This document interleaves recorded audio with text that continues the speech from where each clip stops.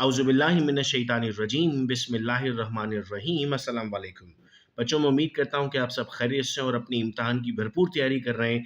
और आज के वीडियो लेक्चर से हम ऑर्गेनिक के कुछ रिएक्शंस को रिवाइज करने जा रहे हैं और उनको ये समझने जा रहे हैं कि एग्जाम में वो किन किन तरीकों से पूछे जा सकते हैं। पहली हेडिंग इस वक्त स्टूडेंट्स आपके सामने है, केमिस्ट्री ऑफ इथेन। याद रखो बेटा, इथेन के टोटल कितने मेथड ऑफ प्रिपरेशन हैं?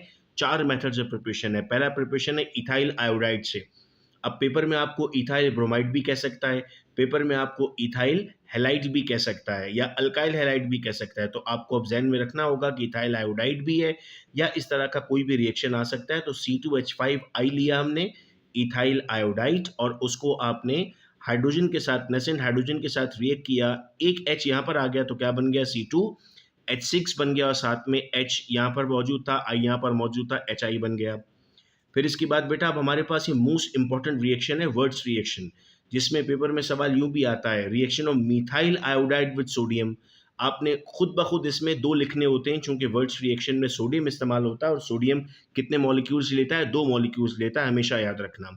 CH3 और CH3 मिलकर क्या बना लेगा? C2H6 बना देगा और 2 सोडियम से क्या बन जाएगा? 2NaI बन जाएगा। याद रखना, इस रिएक्शन से सिर्फ और सिर्फ इवन नंबर कंपाउंड बन सकते हैं, ऑड नंबर कंपाउंड नहीं बन सकते। चूंकि यहाँ पर कम से कम 1 है तो ये 1 मिल गया, 2 हो गया।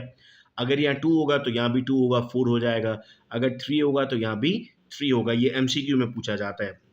नेक्स्ट आता है बेटा हमारे पास फ्रॉम इथाइल मैग्नीशियम आयोडाइड।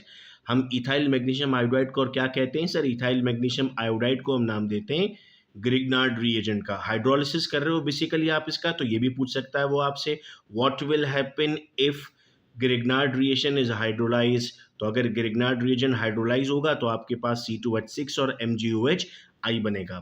चौथा रिएक्शन आता है आपके पास C2H4 प्लस H2, यानी ये इथीन है। इसमें अगर आप हाइड्रोजन ऐड करेंगे तो ये क्या बना देगा? इथेन बना देगा। तो टोटल कितने प्रिपरेशन हो गए बेटा? 4 प्रिपरेशन हो गए। याद रहेंगी हेडिंग्स आपको, अपने फिंगर्स पर साथ साथ पढ़ते रहिए। Number 1 ethyl iodide, number 2 words reaction, number 3 ethyl magnesium iodide और नंबर 4 हाइड्रोजनेशन ऑफ इथीन। फिर आते हैं बेटा अब हम इसकी फिजिकल प्रॉपर्टीज पर, जो कि MCQ में पूछी जाती हैं। सर, इथीन एक कलरलेस गैस है, इसका बॉइलिंग पॉइंट -89 डिग्री सेंटीग्रेड है। ये स्पेरिंगली सॉल्युबल है वाटर में, बहुत मुश्किल से पानी में हल होती है, लेकिन ऑर्गेनिक सॉल्वेंट्स में यानी इथेनॉल में ये रेडिली सॉल्युबल होती है। तो ये 4 पॉइंट्स आपको याद रहेंगे, इससे आपका ये टॉपिक कवर हो रहा है। फिर इसके बाद बेटा हम मूव करते हैं नेक्स्ट पार्ट पर। तो नेक्स्ट पार्ट आता है हमारे पास इसकी केमिकल प्रॉपर्टी। कितनी केमिकल प्रॉपर्टी है सर? सिर्फ 2 केमिकल प्रॉपर्टी हैं। 4 आपके पास क्या थी? प्रिपरेशन थी, 2 क्या आ गई? केमिकल प्रॉपर्टीज आ गई।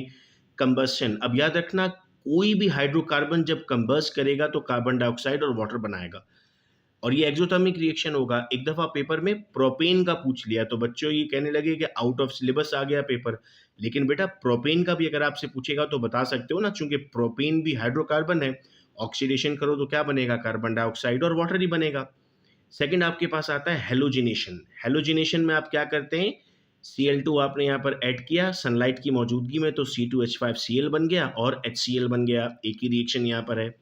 अब अगर मैं समराइज करता हूँ तो टोटल कितने रिएक्शन हो गए? 4 + 2, यानी टोटल आपके पास 6 रिएक्शन आते हैं बेटा। 4 + 2 6 है। अगर 6 रिएक्शन याद करेंगे तो इथेन आपका समझ में आ जाएगा। नेक्स्ट वीडियो लेक्चर में हम केमिस्ट्री ऑफ इथीन यानी इथाइलिन को समझेंगे। अपना ख्याल रखना आप सब लोग। अल्लाह हाफिज।